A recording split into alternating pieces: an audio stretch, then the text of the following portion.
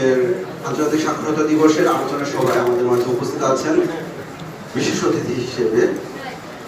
তিনি অত্র দিরাই উপজেলা পরিষদের অত্যন্ত সুযোগ্য ভাইস চেয়ারম্যান এবং দক্ষতার সহিত এই পদটি তিনি পরিচালনা করছেন। আমরা তার কথা শুনবো, অপেক্ষায় আছি। আমি এ পর্যায়ে অনুরোধ করছি জনাব মোহন চৌধুরী, ভাইস চেয়ারম্যান উপজেলা পরিষদ দিরাই মহোদয়কে আজকের আলোচনা সভায় কিছু বক্তব্য দেওয়ার জন্য।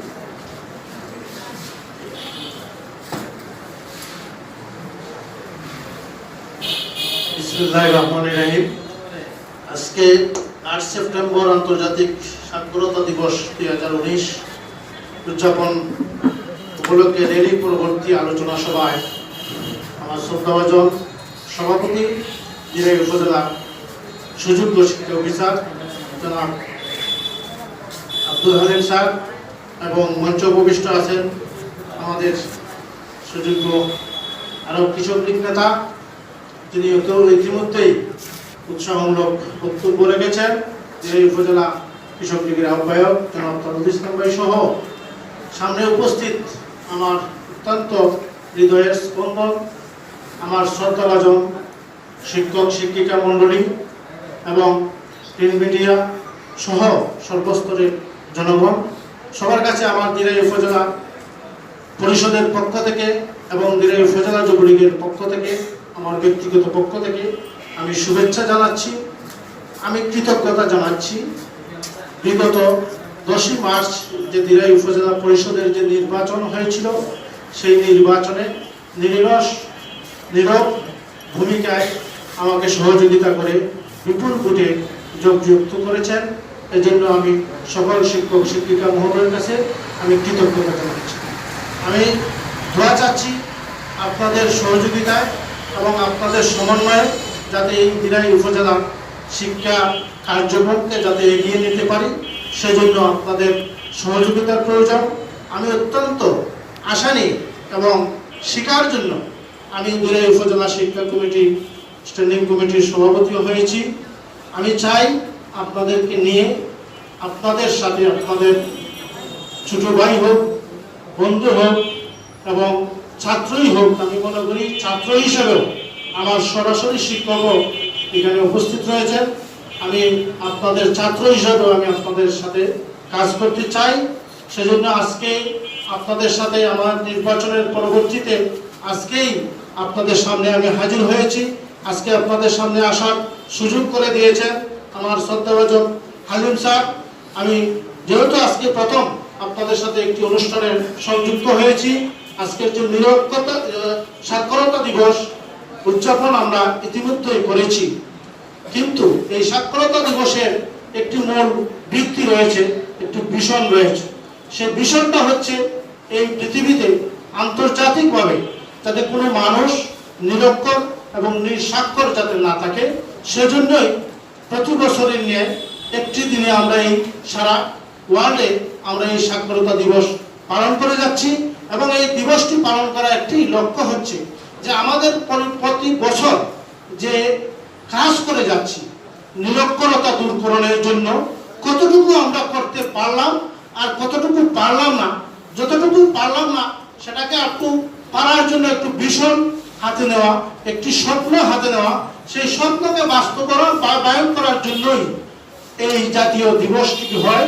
সেই দিবসটা মূল লক্ষ্যই থাকে আগামী বছর এই দিনটি আসার জন্য, আসার আগ মুহূর্তে যাতে আমরা কিছুটা হলেও এই এলাকার উন্নতি করতে পারি, সেই লক্ষ্যেই কিন্তু এই দিবসটি পালিত হয়।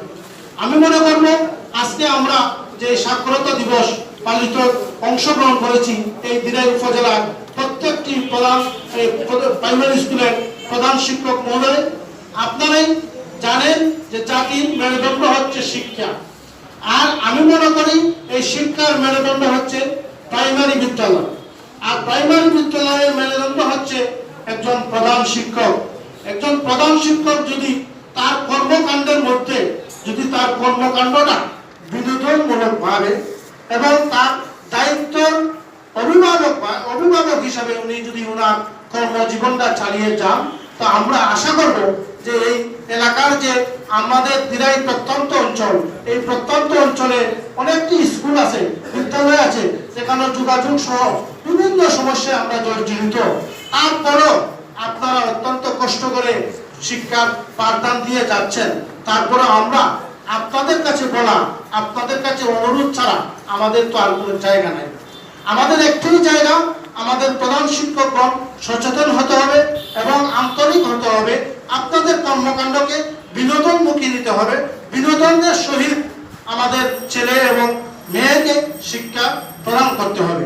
আমি খুব চমৎকারভাবে আমার একজন প্রধান শিক্ষক প্রথমেই বক্তব্যের মধ্যে বলে গেছেন, খন্নাগাঁও স্কুলের প্রধান শিক্ষিকা, উনি যে একটি সংগঠনের মাধ্যমে একটি গ্রামকে নিরক্ষর করেছেন, নিরক্ষর সাক্ষরতা করেছেন।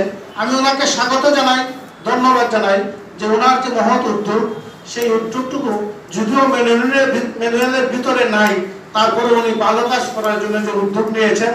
ভালো কাজ করতে গেলে কোনো সংবিধান এবং ম্যানুয়ালের প্রয়োজন হয় না।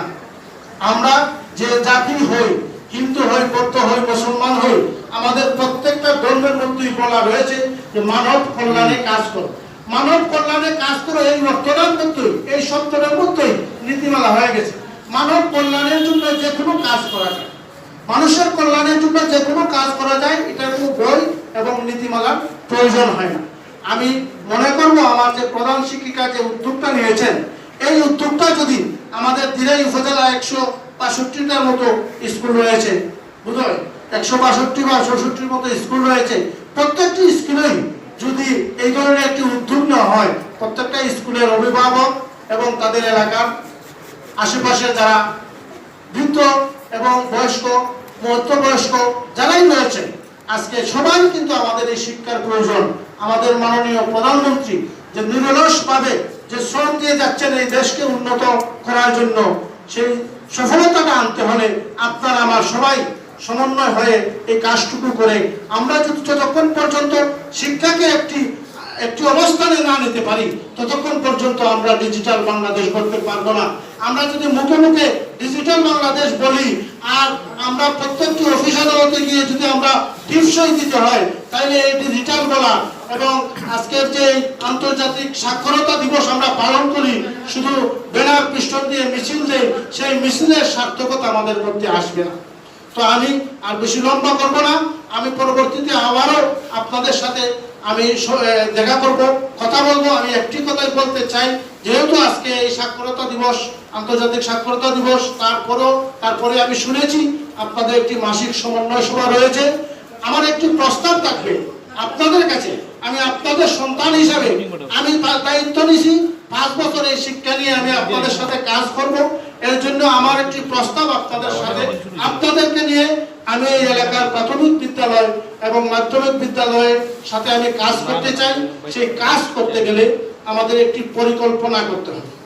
প্রথমে একটি পরিকল্পনা করতে হবে। পরিকল্পনা মাফিক আমরা যদি কিছু কার্যক্রম হাতে নেই, আমার মনে হয় একদিনে তো পারবো না। 5 বছর 4 বছর যাতে এই প্রাথমিক বিদ্যালয়ের চিত্রটাকে যাতে আমরা একটু বদলাইতে পারি, সেই প্রত্যাশা রেখে আমি আপনাদের কাছে বলতে চাই যে আমার মনে হয় আমাদের এলাকার যে বিদ্যালয়টুকু রয়েছে, সেই বিদ্যালয়ে জাতীয় সঙ্গীত গাওয়ার মতো আঙ্গিনা নাই, সেই বিদ্যালয়ে ছাত্রছাত্রীর উপস্থিতির হার কম, সেই বিদ্যালয়ে শহীদ মিনার নাই, সেই বিদ্যালয়ে আমাদের টিচারের অনেক সমস্যা রয়েছে, সমস্যার সম্মুখীন হন। সার্বিক সমস্যাগুলো আপনারা মাসিক সমন্বয় সভা যেহেতু করেন, আমি আপনাদের কাছে অনুরোধ করব প্রত্যেক স্কুলের যে এই সমস্যাগুলো অন্ততপক্ষে 2 মাস অন্তর অন্তর যদি আপনারা লিখিতভাবে আমাদের যে হালিম স্যারের কাছে যদি আপনারা একটি দরখাস্ত বা একটি সামারি যদি আপনারা দেন, তাহলে আমরা এই পরিষদও এই সমস্যাগুলো নিয়ে আলোচনা করব। হয়তো বা শতভাগ সমস্যা আমরা সমাধান করতে পারবো না, তারপরেও আমরা চেষ্টা করব। আর এই সমস্যাগুলো যদি আমাদের নলেজও থাকে, তাহলে একদিন না একদিন হয়তো এটা সমাধান হবে, এই আশা আমি ব্যক্ত করি। আপনাদের যে ছাত্রছাত্রীর উপস্থিতি হার 2 মাসের ভিতরে কমতেছে না বাড়তেছে, প্রতি 2 মাসে আমরা এটা জানতে চাই।